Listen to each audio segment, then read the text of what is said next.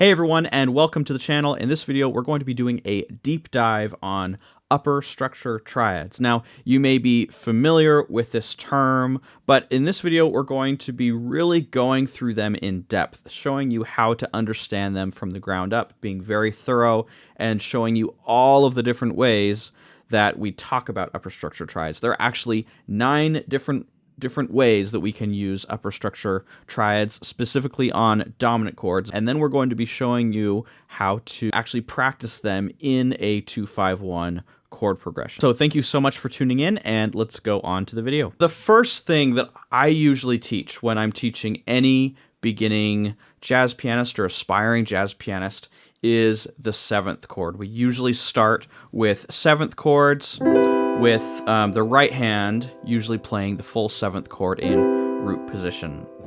And this may be something that's fairly familiar to you or maybe new, but what's interesting to see here is that I am playing a C major 7 chord.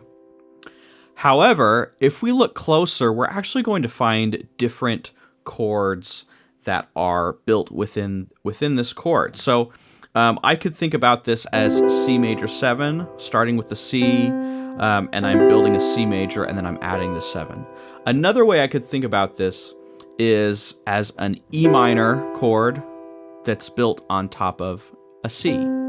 So this is kind of the simplest version of what an upper structure triad is. It's just we're looking for patterns to find different ways to structure chords, or with different ways to think about chords. So even if I look at this D minor 7 here, I can think about this as D, F, and A, which is the D minor, and then I add a 7, or I can think about it as F major on top of a D, okay? And as we go through and learn the different 7th chords, you're going to find a lot of these different examples. For example, on an F half diminished chord, or an F minor 7 flat 5, we have F, A flat, C flat or B, and then E flat. But if I look closer, same thing. I can find a triad that is on the top, that doesn't start with the root, right? And in this case, it's A flat minor over F.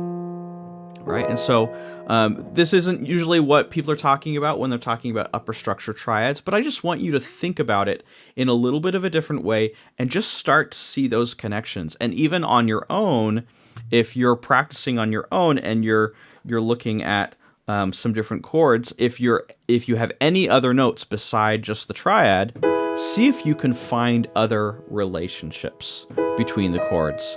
If I do an E major 7, right, on the top here I have G sharp minor, these 3 notes, and then I'm putting that over an E, okay? So once again, we are just looking at 7th chords and seeing the different relationships that we can draw. And this is really all that music theory is. All we're doing is finding relationships between things. In really basic music theory, it's really focused on notation, and as we get more advanced, we're starting to draw relationships between chords.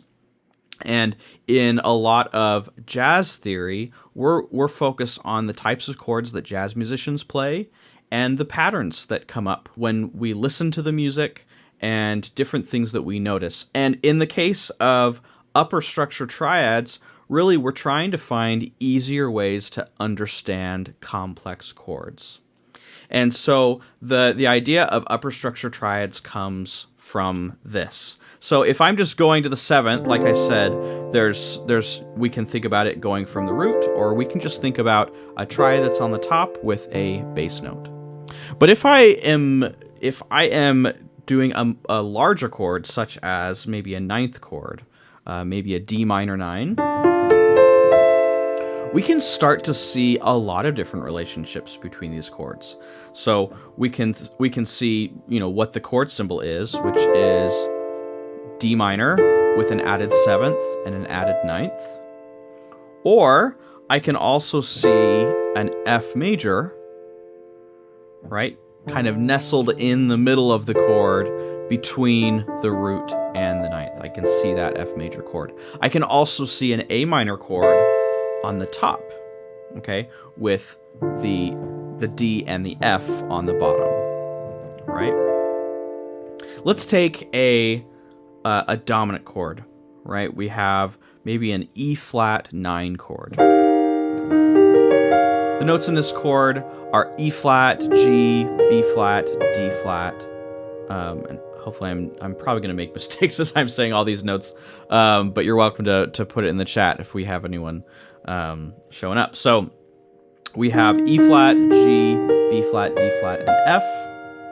And I just want you to look at the relationships between these different chords and the different notes that are here. So if we just look at this chord, yeah, the name of the chord is E flat 9 or E flat 7 with an added 9. But we can also see a B flat minor that's on top, right? We can also see a G diminished triad that's in the middle, right? And if we put all these 4 top notes and just think about that as being the top, we can also think of it as a G half diminished chord that's stuck on top of an E flat. So once again, we're just trying to build chords and see different relationships between them.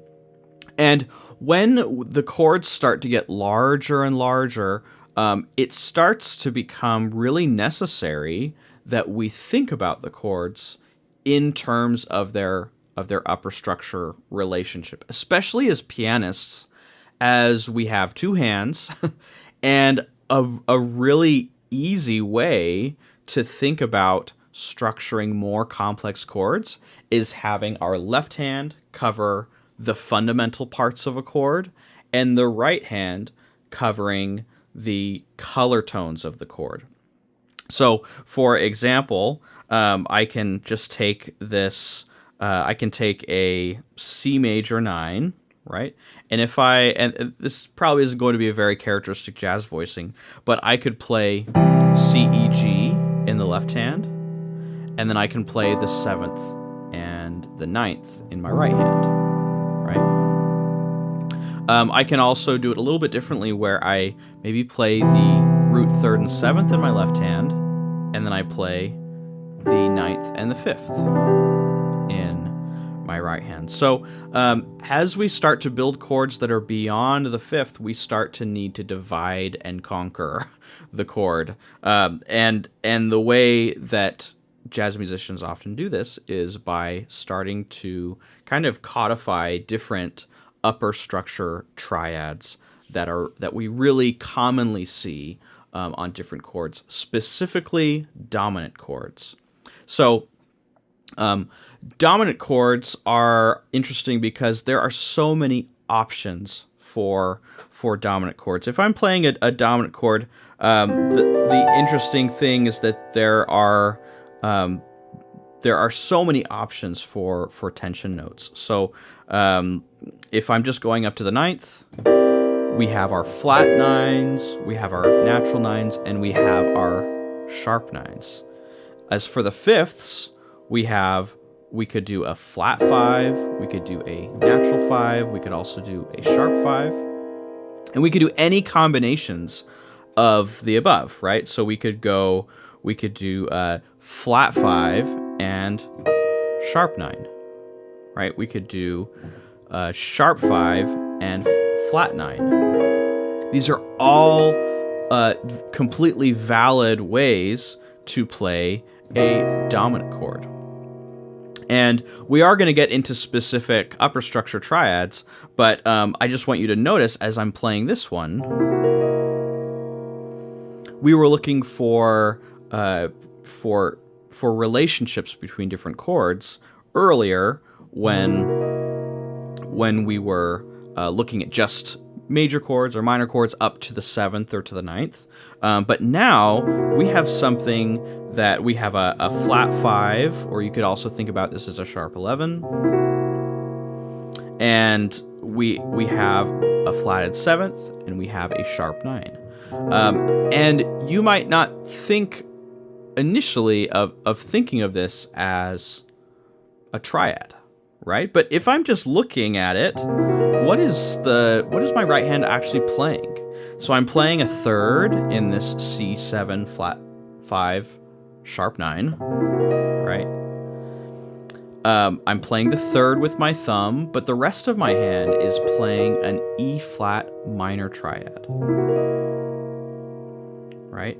And so this is a relationship that we can start to define. And so we're going to kind of tackle these one by one as I kind of naturally come upon them. But and I'll make this a little bit bigger. If I have a C, E, B flat, and then I have an E, and then I'm going to make this a G flat, not an F sharp.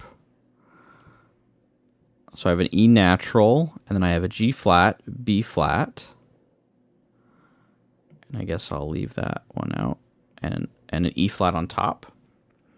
This top bit actually looks a lot like an E flat minor triad. And so this is just something that you can, once again, we're just looking for patterns. And we are just noticing, wow, I have this really interesting chord that has an E flat minor triad on the top of a C7. Very interesting sound. It's a little bit, I don't know if creepy is the right word. It's a little bit ominous, right? And each one of these different patterns that you can use or that you find is going to have a little bit of a different feeling. Okay, so once again, this is a C7 with an E flat minor triad on the top. So I'm going root 7 third, and then I'm going, it's just E flat minor. It even takes me a lot longer to tell you what the names of the chord notes are, but basically it's a flat 5, a flat 7, and then a sharp 9. Takes me a lot longer to tell you what the chord tones are than it is to find the triad that's on top. And that's part of why jazz pianists talk about upper structure triads. There are ways to have these really complex, interesting chords without having to, every single time you play that chord, think about every single color tone that you're playing. And so this one we would call the flat 3 minor upper structure. Now that isn't really a technical term. Even I wouldn't say that pianists are like, maybe somewhere there's pianists talking about all the different options, but there are, usually when we're talking about upper structure triads, there are the major options, meaning the major chords that we can use on top of dominant chords that are upper structure triads, and then there's the minor options. So let's find some others, right? So and we'll stick with the minors to start with. Usually we start with the majors, but we started with the minors. So we're gonna keep going with it. So another combination of color tones that we can use in dominant chords, and again, a lot of these upper structures that we usually talk about are with dominant chords, because dominant chords are just so complex. So another one is where I have a sharp 11 and then a natural 13, which is the A, and then a C sharp. Right, very interesting sound. And I can take this triad that's on top and notice this is actually an F sharp minor triad. I can actually spread it out a little bit more. I'll go back to this view so you can see. But this is such an interesting sound. It's a very complex sound. We might not know where to use it, which is fine for now. But here's our second option for upper structure minor triads. And so on our sheet here, we have the same root 3rd and 7th on bottom. In fact, I will rewrite it because I'm voicing it slightly differently. So I'm doing the root, the 7th, and then the 3rd. And I'm going to put... right now I'm playing it with my left hand. You could absolutely play it with your right hand if you can, depending on which is easier for you to reach. And then I have an A natural, a C sharp, and then an F sharp, right? Now, it's a much more organic process for you to be exploring and to discover these. I remember probably when I was a teenager, I don't think I learned all of these just by reading it out of a textbook or anything. I think I was exploring and I happened upon these chords. And there were a few that I had started using because I had just started building chords up and up and up, and I started seeing these connections. I think probably the first one I came up with, or that I came across, was this one, which is a D major on top of a C7.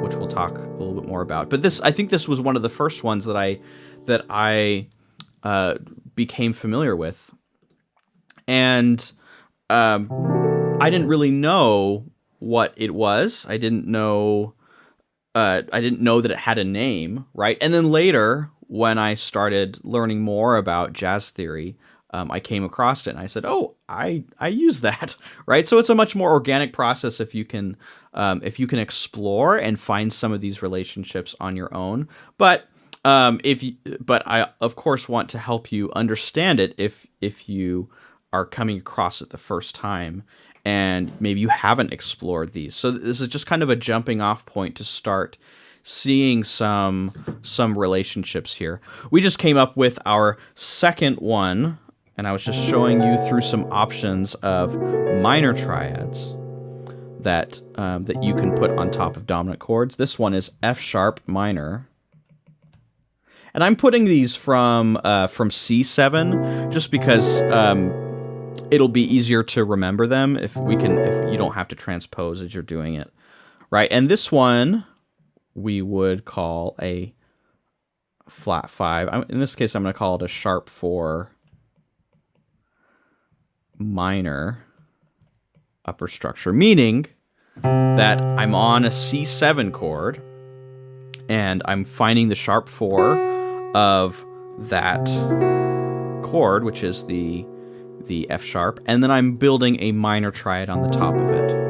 Right? This is really helpful because then when you go to other keys, when you go to other chords, you can remember it. So I can do the same thing if I go to an E7, right? And I'm thinking, how do I make this? Well, what's the sharp 4? Right? So if I'm finding the sharp 4, I have E, maybe F sharp, and then G sharp is the 3rd. If I want to find the sharp 4, it would be A sharp or B flat.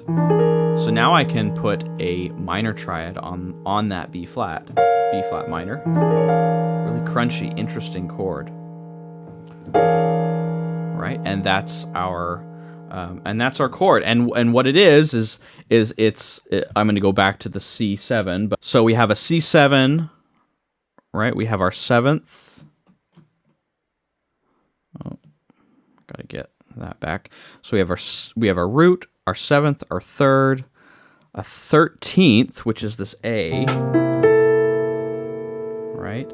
And the reason we call it that is because it usually doesn't happen all the way down here. It usually only happens up higher. And so if we're doing that, we would count 1, 2, 3, 4, 5, 6, 7, 8, 9, 10, 11, 12, 13, right? So that's why we usually call it a 13th. And then we have a flat 9. I know I have it spelled as a C sharp. Technically flat 9 would be D flat, but I'm wanting to spell it like the chord, like the upper structure triad. And then finally we have our sharp 11. So that is our sharp 4 minor upper structure triad. And we've been going through this kind of finding different color tones and then finding the relationships between them. But there is another way that you can experiment with these. And basically you can just play your C7 or your root third and seventh, we'll leave out the fifth because the fifth could be sharped or flatted. So we're going to leave out the fifth there. But if I just played minor triads, right? Here's this one, and before you play something and you really don't like it, I think this isn't a great voicing here, but I think it's nice when I leave out the C here, and you could even put this down an octave. Let me go back to this guy. And this is a classic sound, right?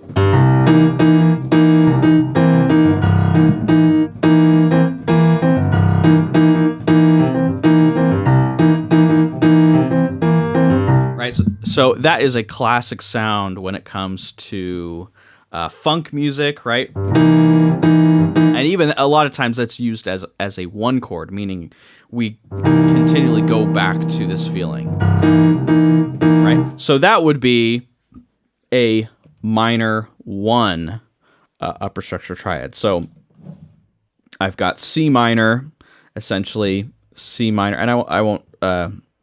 I'll start to go a little bit quicker with these. So basically, I'm putting C minor on top of a C7 chord, right? And that's what we're coming up with here. And then I could just go through the scale and see what other options we have. And I'll tell you which ones we usually don't use, and which ones we do, and why. So this first one we use a lot. Right, so that's C minor over C7. We also have this really interesting one that's used all the time, which is C sharp minor over C7. And this is interesting because the middle note or the third of the C sharp minor lines up with the third of the C7. Right, and so this one,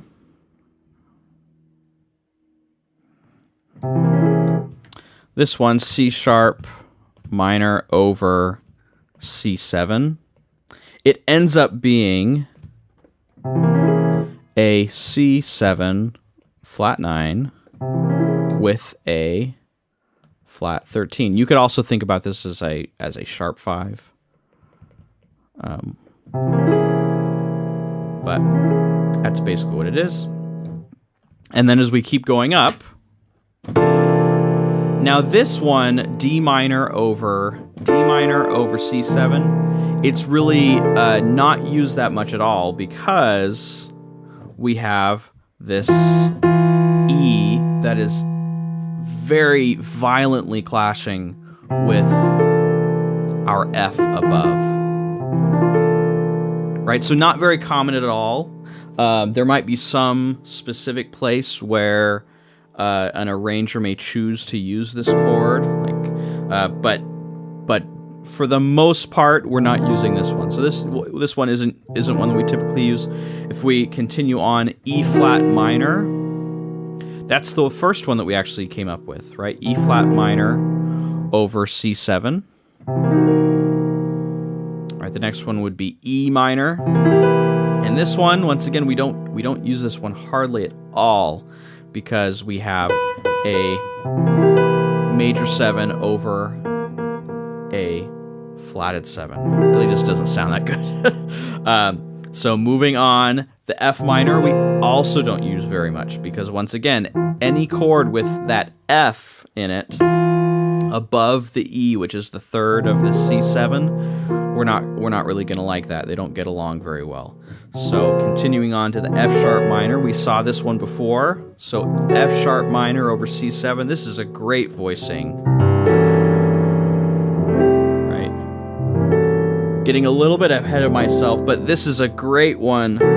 These can be some beautiful resolutions.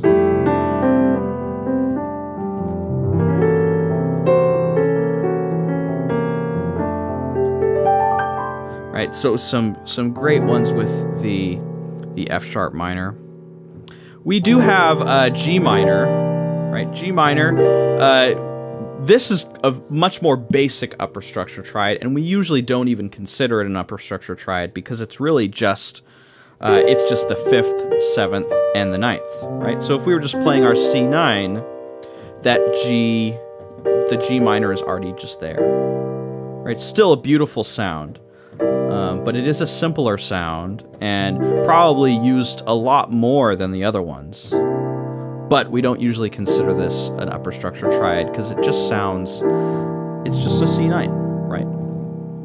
So so far, the pattern that we're looking for is that usually in our upper structure triads, we're avoiding the natural 4, which for C7 would be this F, and then we're also avoiding the raised 7th.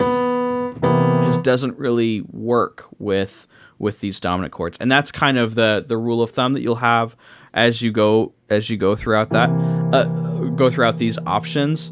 Other than that, basically everything goes. But as we're looking for these patterns and as you're experimenting, you can start to see the ones that work and the ones that don't. And it's mostly going to be the ones that have Fs or fourths, and then the ones that have raised 7ths that do not work. But all of the other ones work great. I think. I'll go through them. Right, so that one has an F, doesn't work very well. That one has a B, doesn't work very well. This one has an F, doesn't work very well. Right, now we have this one has a B, and it doesn't work very well, or has the raised 7th. And then we have A minor, and this one is a beautiful sound. And this is probably one of the first ones that you should learn. But this one, basically you have a root and a third that are on top, and really all you're adding is that 13th. But you should still explore this sound. It's a little bit simpler of a sound than some of the other ones we've been looking at, but much more usable in every context. Almost every dominant chord you can add a 13th on, and no one's gonna turn around at you and be like, why are you playing all these extensions, right? So that A minor is great. And then these last two don't really work very well, which is B flat minor and B minor, right? So from the minor options, we have, go a little closer, we have the 1 minor. We have, for this I'm going to call it sharp 1. That's usually how I think of it. It could also be flat 2 minor, but for a lot of keys, sharp 1 makes more sense. We have the sharp 1 minor. We have the flat 3 minor. We have flat 5 minor. And then, am I missing any? And then we kind of have our honorable mentions, right? Which are we'll call them honorable mentions, are our 5 minor, which is basically it's just a dominant 9th. I'm just putting X because we don't know what key. But we have the 5 minor and the 6 minor, right? Which would be our 13th chord. Right, and I'll put the qualities of these ones up here. So we have kind of X7 or whatever key it is with a sharp 9. Sharp 1 would be our 7th with a flat 9 and I'll put a sharp 5. I think it's a little easier to understand. And then our 3 minor would be a sharp 9, sharp 11, and then our flat 5 is our sharp. Let's see, I guess this has a 13th and oof, this one's loaded. This one has a flat 9, a sharp 11, and a 13th. This one's packed. which is our flat 5 minor. Right? So as you're seeing this, it's like, well, of course we're going to learn these upper structure triads, because how else would you understand it? I mean, even it's taking me a little bit of time to come up with the extensions for each one, and that's why we learn them. We learn the pattern, right, and then we learn them in different 2-5-1s, and then we can get comfortable with them in songs if they work with the melody, right? So here are our minor versions. So we have minor 1, and I'll give you just an example of how you might use this in just a 5-1 without much explanation. Right, here's our 5-1, sharp 9 to, this is an F major 7 with the 13th. We could do our something like this. This is our sharp 1 minor going to an F major chord, and I won't get into the extensions because there's just going to be a lot of different options. And then we have the flat 3 minor, and I think for this one, really, the sharp 11 stands out.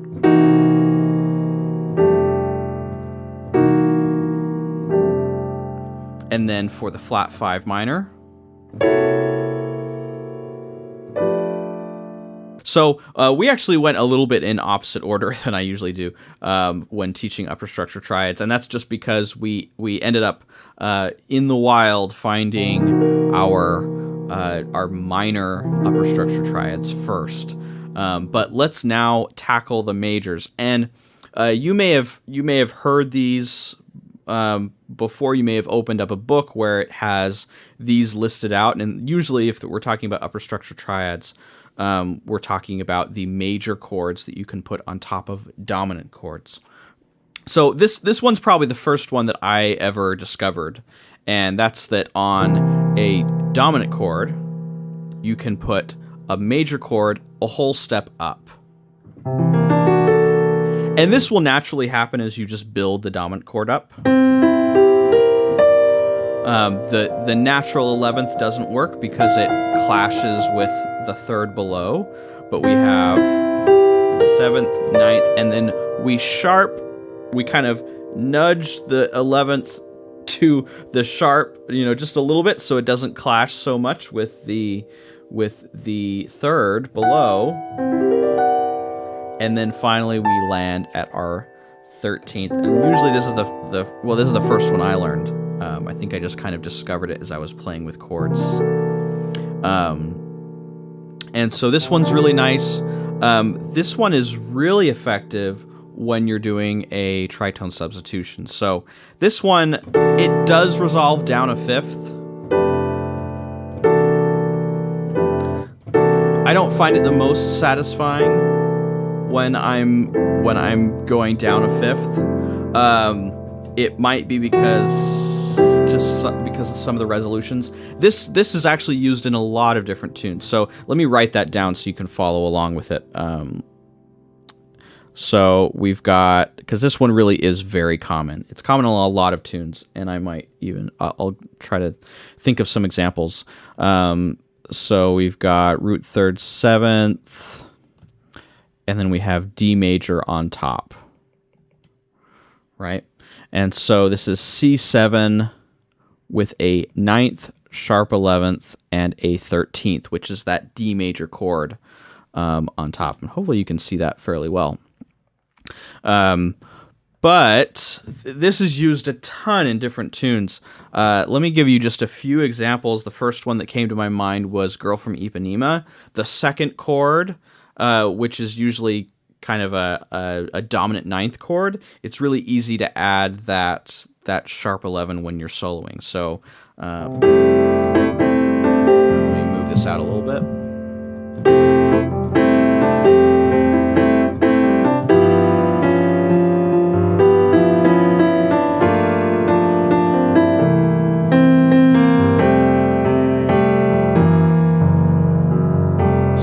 A lot in a big, what we sometimes call a big 2 dominant, right?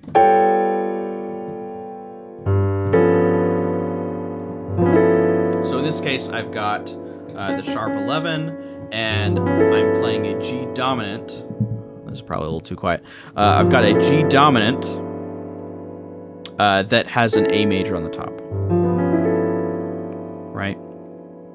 And so this is giving me that sharp 11 flavor, and then the 13th, and then the 9th. You know, I just thought of a good analogy for a lot of these upper structures. They're really spice blends. Right? So if you think about one upper structure, or if you think about one color tone, like a 9th, the 9th has a particular flavor when you put it with a dominant chord, and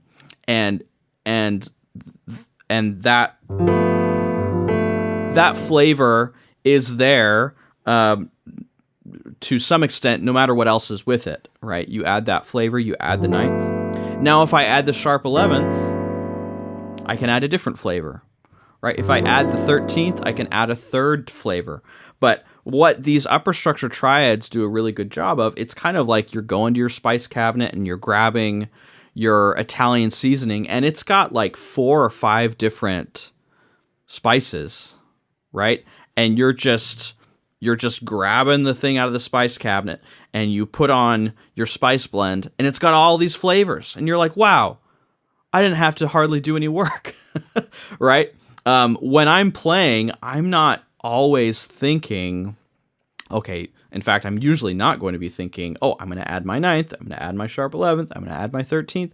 I'm not usually thinking that when I'm playing, but I might be thinking, let's grab the Italian seasoning, right? I'm going to grab that spice blend and just put the whole blend on there, like poultry seasoning. That could be another spice blend that you grab when you're cooking. So there's just so many of these different patterns that you can use that it can be really helpful. It can be really helpful to break it down into something that's a little bit more manageable, so that you can just have some more colorful options at your disposal, even if you're not an advanced jazz pianist. You're just getting in there.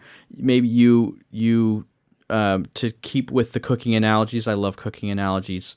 Maybe you're not the most experienced cook, but you have a few recipes and you're able to grab this spice blend. Like, I like to cook a lot of like Indian food, so I'll grab the curry seasoning or the curry powder, and that's a spice blend, right?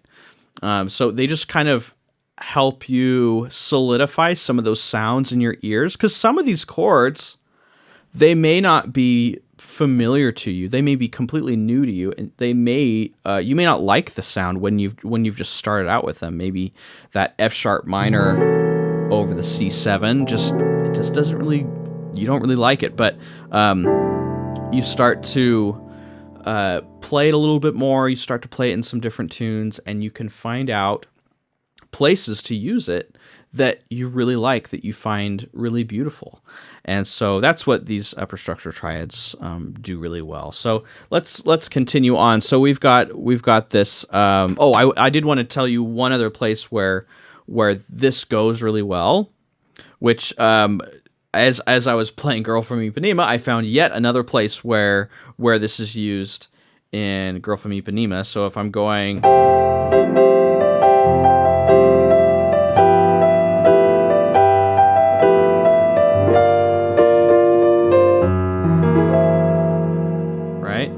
so this actually, I guess technically, if I'm playing the melody, it doesn't work with this one, because I've got this E on top, which is the 7th instead of the 13th. But if I'm soloing on this, absolutely, I'm definitely going to use that upper structure triad to give me that flavor of the 13th. So this is on a flat 2 dominant chord, right? Which is, if you're familiar with it, that's also the tritone sub. So we're going from G minor to G flat dominant to F. And this A flat major is really common to play right there.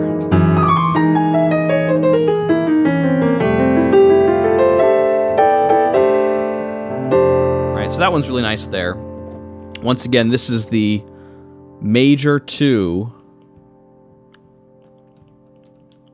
upper structure triad, right? And there are really 5 majors. I guess we found 4 main ones for minor triads, and then we have 5 major ones that are common. And I have to look why there's only 5 instead of more, or why there's only 4 for the minors, but there's 5 for the majors.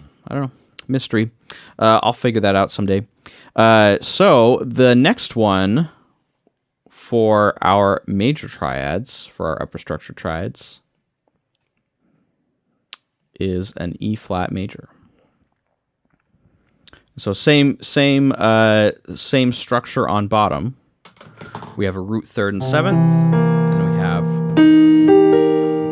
E flat major built on top. And this is actually very similar to the 1 minor that we had in the minor versions. There's really only one difference, and they're both chord tones. So if I'm doing 1 minor, right, I've got a sharp 9, a 5th, and then a root. And then instead, if I play the E flat on top, I'm just playing the 7th on the top instead of the root. So same quality, right? I could make a melody kind of uses both of them just by changing the melody.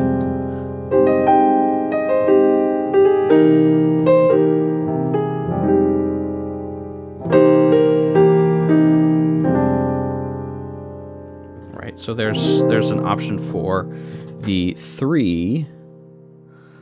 So this is just C7 sharp 9. And this is the flat 3 major upper structure. Okay, we have 3 more, and then we'll get to some options for 2-5-1s. So the next one that people use a lot is the flat 5. This one always feels very very cinematic, very Star Wars to me. All right, that's very Stravinsky Petrushka. And so that's G flat major over a C7. All right, so same thing there. And we have G flat, and then B flat, and then D flat. So this is a sharp 11, and then a 7th, and then a flat 9. All right, so this is the flat 5 major upper structure. All right, especially when you play them together like that. These are the ones that we have so far: 2, 3, and flat 5.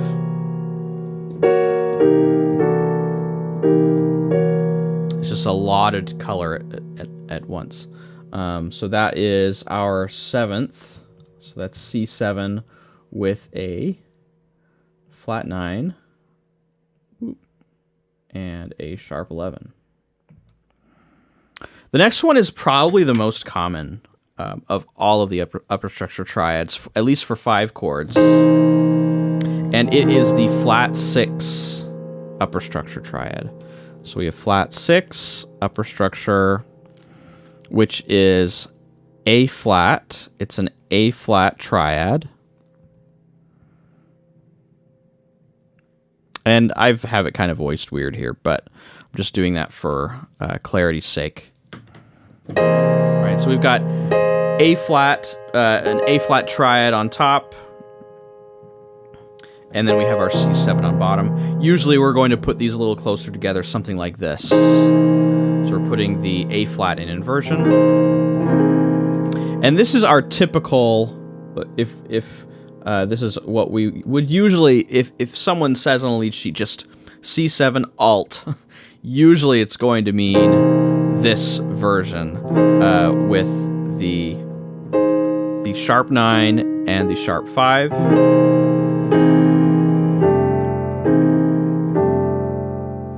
Right? And so that one's probably the most common one that you've heard in a lot of different places. But still a great sound. And then we have another one that's also quite common. This is our just major 6 upper structure. So that would be A major over our C7.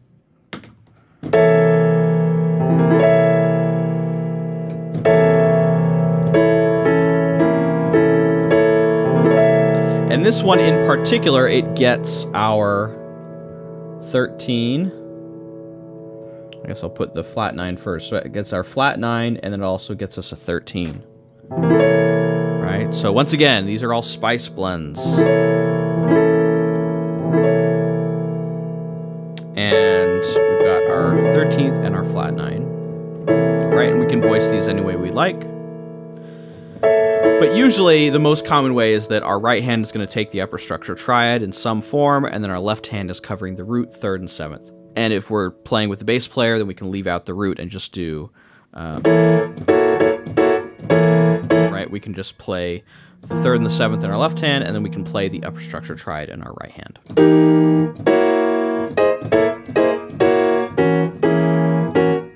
So... that's the 4th one, and then oh wait, no, that's it. Yeah, we got all 5. So, a really common way that people say to practice these, and I do think that there's some merit into this, that can be helpful, is just to pick a key. In this case, we've been doing C7, and just go 2, flat 3, flat 5, flat 6, and then 6. And then just kind of go through them. I don't really think this helps you feel how it feels to actually be in a song. When you play it like that, it really feels like a Star Wars movie or something.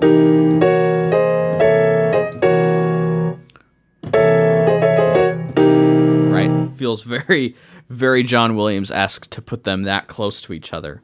But I think it's much more helpful to look at these in some contexts that we can figure out. So I haven't planned anything out here, but what we're going to do is I'm going to show you some ways that you could use these upper structure triads in a 2-5-1 chord progression.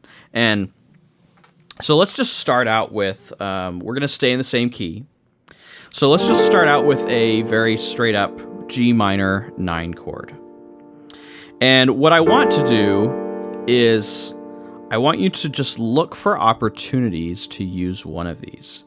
So look at all the notes that you have here and see, once again, all of these are just combinations of different chords that you could do. So I just want to go from a standard G minor 9, and then we're going to do a C7, and we're going to kind of do a grab bag. We're going to pick which one we're going to practice.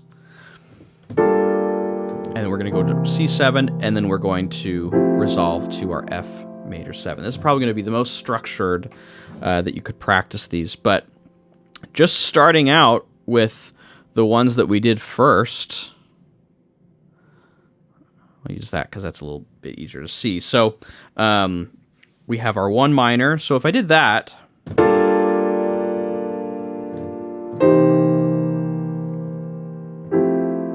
Right, so I'm doing G minor 9, just close position, all right there, root 3rd, 5th, 7th, 9th.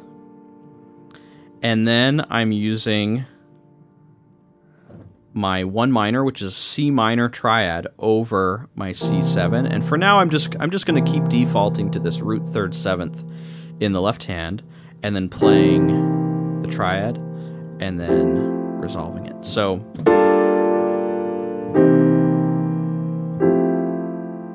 I think it's okay. I think it's a little bit better if we can add something to it, which is why the first time I played it, I went up. And I think that's really nice. I think it would just depend on what the melody is, right? all of these are they're just combinations of feelings. Right? Let's go to the next one, sharp 1 minor. So that's a C sharp minor triad on top of our C7. So I'm doing my very just straight out of the book G minor 9, root 3rd, 5th, 7th, 9th. And then this one's really, really common. Let me play that a few more times. So sharp, we're doing our G minor 9, very textbook, and then sharp 1 minor. And notice that because there's a 3rd here, I actually don't need to play the 3rd down. So I'm just playing a root and 7th. This would be probably the first one this is one of the first ones I would really want to learn.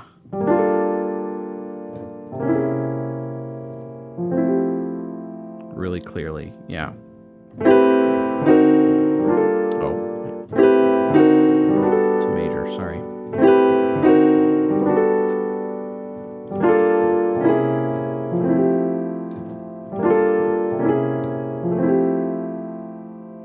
All right, going on to the next one.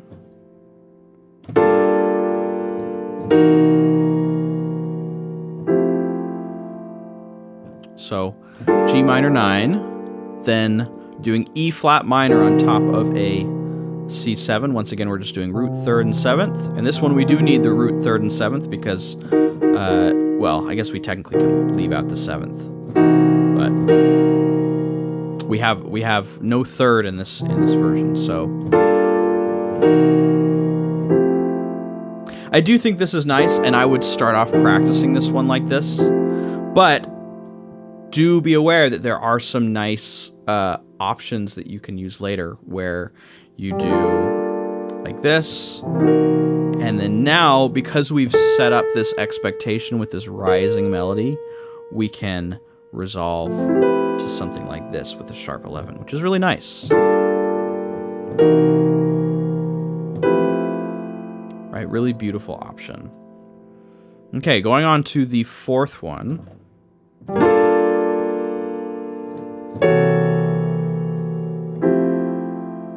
This one I think is probably best done in this case with an inversion. So I'm going to do, I have D minor in my right hand, and then I'm going to F sharp minor in inversion. So if I'm thinking in terms of the F sharp minor, I'm going 5th, root, and 3rd. In the context of C, it's a flat 9, sharp 11, and a 13th. You can think about it either way, but I get comfortable with these. Really beautiful one. I always feel like there's a little bit of tragedy in that one.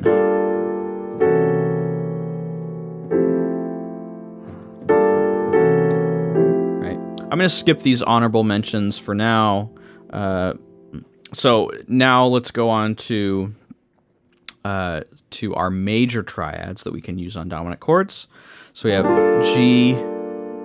G minor 9, right? And then I'm just gonna move, all that changes is I move my F up to an F sharp, and I change there, and then I go to here.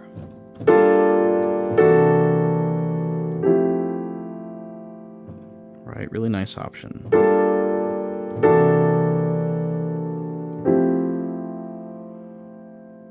Okay, so let's go on to our next one, which is E flat major. So we have, once again, G minor 7, straight up, and then E flat major in the right hand, C7 in the left hand,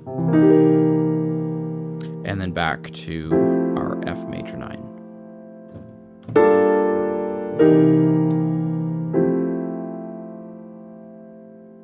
Eventually, this one might be better served something like this.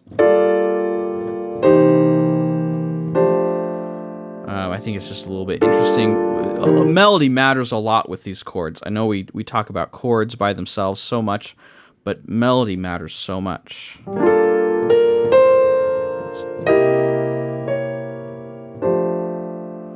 Right, so take one of these ones that sounds a little bit less a little lackluster by itself when we're just playing the chord horizontally. Give it a good melody, give it some nice voice leading, and it's just a new beast. It sounds great. And I think that one that I played was right. Same upper structure. I just changed. I put in an inversion, and then I did a little bit of voice leading, getting back to the F major 9. Okay, here is our flat 5 major upper structure triad. And we've got, right, so let's just try, if we did it, this is very similar to the F sharp minor. G flat major and F sharp minor are, they're neighbors, right? So here we'll try it as just in root position. So we've got this going to G flat major and then coming back down to the C major in the right hand. F major 9 is the full chord. I don't think that sounds great. I think we need a little bit more spicing up to do. So let's do a little bit of some voice leading to start out with. So I'm going from the D minor in the right hand to G flat major in the right hand.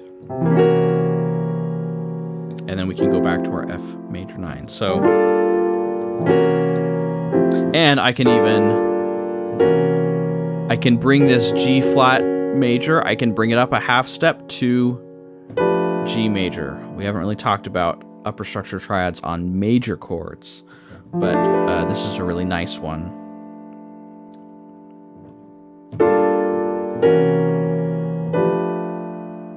Right, and then we have probably the most common one of all. We have our flat 6 upper structure triads. So if I'm just doing it just root position, chord to chord, right? D minor on top to A flat major on top to C major on top. But usually people are not playing it like that. Usually we're going to voice lead a little bit. We're doing this as an inversion. This is still A flat major.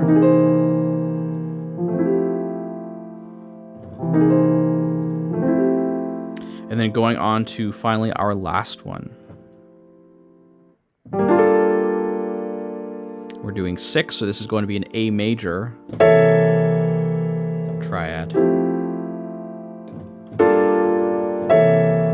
But once again, that's a really big jump, so we're going to voice lead as best we can. We can keep this A here, and we can just move these 2 notes down half step. It's a really common one. Okay, so that is, that was a ton of different ways to not only use upper structure triads in your dominant chords, but like I said, it's so important to not see these as just things that you learn by themselves, but things that you need to work into a 2-5-1 progression. Figure out how you can use it into a tune, use it in a tune, and to get comfortable with it in the context of something else. If you don't do that, if you just kind of like drill them by themselves, it's not going to be a very effective way to learn upper structure triads. So I would recommend you go through this several times. I know I went through 5 different options for the major chords that you can use for upper structures on dominant chords, and then 4 really colorful options for minor chords, and then 2 honorable mentions that just add a little bit of color. But there are just so many ways that you can add color to your chords using upper structure triads. And I know I kind of like came up with it while we were doing this, but I really think that thinking of these as spice blends is a really important way to think about it. You know, and with spices, of course, we have all of these different spices that all have their characteristics. And we do need to kind of understand a little bit about each of those things. We do need to understand, you know, what's our ninth, what's our flat 9, what's our sharp 9. And we need to understand that before we start jumping into upper structure triads. But if you have that basic understanding of what those are and how they sound, then we can really speed up your process of learning how to combine these sounds. Hey, thanks so much for tuning into the channel. If you enjoyed this video, make sure to subscribe and also check out another one of my latest videos where I broke down 10 different bebop phrases that you can get started using right away so that you can start playing more in a jazz and bebop style. So thank you so much, and I'll see you in the next one.